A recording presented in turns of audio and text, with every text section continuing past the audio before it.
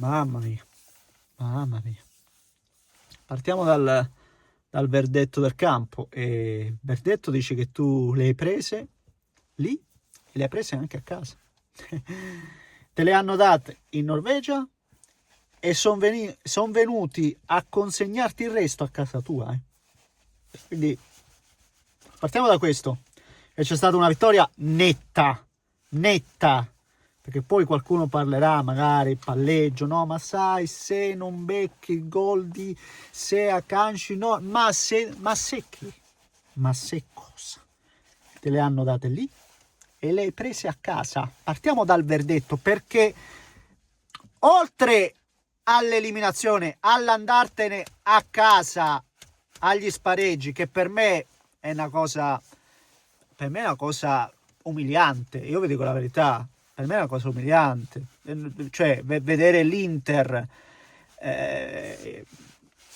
uscire dagli spareggi dopo che negli ultimi 4 anni è portato a casa 2 finali e 2 ottavi, e quegli ottavi comunque te li sei giocati con le unghie e con i denti fino alla morte, una volta con Liverpool, una volta con l'Atletico, trascinandola veramente sino all'ultimo secondo. E qui c'è stata una sconfitta netta, ribadisco, netta. Per quello che abbiamo visto all'andata e al ritorno partiamo dal fatto che c'è stata una sconfitta netta. Ti hanno battuto, punto, con organizzazione, no? Arroccandosi un po' dietro quando c'era da fare questo genere di partita qua, ma poi 2 tocchi, gol, il secondo gol, 2 tocchi, gol, mentre tu stavi lì a fare ping pong, ping pong, ping pong, boom, stop. Una lezione che ci dobbiamo portare, signori miei, e io ne sono, credo, proprio la testimonianza, perché sapete cosa pensavo? Tu dici, no, ma sai, Norvegia, sai, un po', vedi anche le scelte di Chivo, ha lasciato in panchina i migliori, Zielinski e Di Marco, sai, con la testa un po' al campionato. Il campo, sappiamo che tra il giocare lì e poi venire al San Siro ne passa, no? C'è differenza, lì il freddo da noi magari, e quindi no, sai, una squadra che fino a qualche anno fa li chiamavamo i salmonari. Ecco, oggi, ma non solo oggi, lo testimonia il fatto che non andiamo ai mondiali da una vita praticamente, e che se ci andiamo già dobbiamo far festa. Se a marzo ci andiamo già dobbiamo far festa. Questo per dirvi cosa? È che ci deve passare sta spocchia. Ci deve passare sta spocchia di pensare che siamo nettamente superiori. Nettamente superiori di che? Nettamente superiori di che? Oggi una squadra norvegese prende e ti mostra come si gioca a pallone. Se tu poco stai lì, no? A guardare, questi ti fanno risultato lì e te lo fanno a casa tua. Quindi ribadisco, non c'è niente da dire, non c'è niente da aggiungere in tal senso. Non c'è niente. Tu sei stato lì a palleggiare per tutta la gara, a tirare 574.000 volte in porta, ma senza cattiveria, senza... Cioè io vedo Thuram, no, non mi voglio buttare sul singolo, però vedo Thuram e dico, non ci azzardiamo più a criticare Lautaro, a dire che Lautaro... No, in queste partite poi lui non c'è. Ma Lautaro almeno figlio mio, ma anche il sangue lascia in campo. Tutto. Quindi non ci azzardiamo a nominare il nome di Lautaro in vano, porco di quel demonio. Perché veramente esco di testa. Che cavolo gli ho fatto qua? No, perché devo sentire delle robe assurde quando vedo Thuram che continua a ciondolare lì davanti.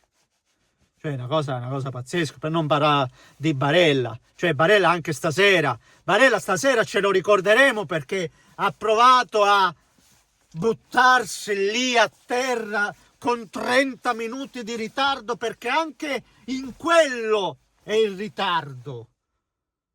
Male, ragazzi, molto male, molto male.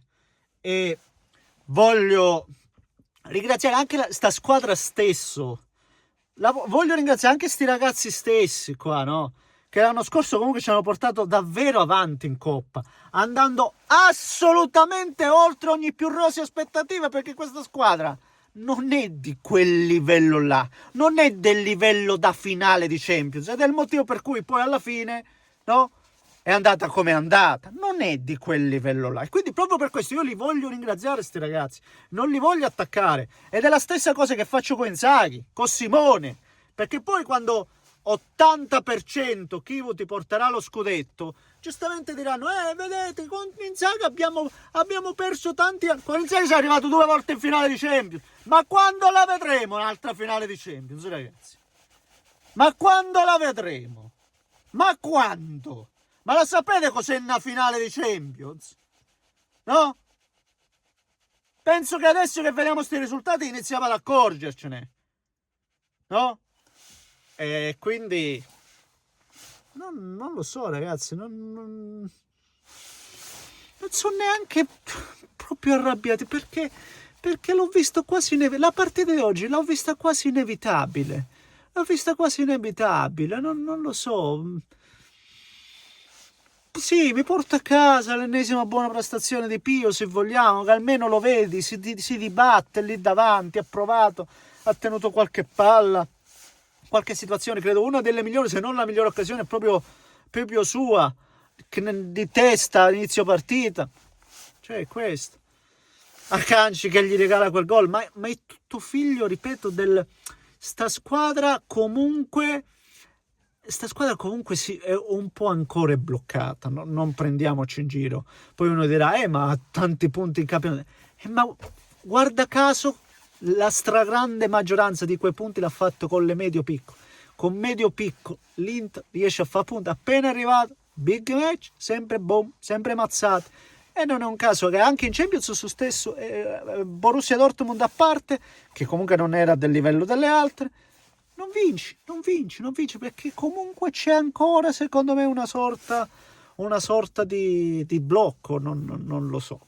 Va bene, ribadisco, c'è poco da dire, c'è da fare i complimenti anche a Knudsen, la sua squadra, perché è allenata bene, gioca bene, ribadisco, squadra che sa come gestire anche il vantaggio, una squadra che nel momento in cui c'era da chiudersi l'hanno fatto molto bene. E poi, ragazzi, ribadisco, il primo gol all'andata e il secondo stasera ti fa capire che questa è anche una squadra che gioca a pallone, che sa come si gioca a pallone, che ha anche qualità per farlo. E giustamente perde, punto. Non c'è altro da dire in tal senso, va bene? Signori, fatemi sapere cosa ne pensate voi, commentate nel canale, se volete iscrivetevi al canale, un grande abbraccio da Neschio. Buonanotte.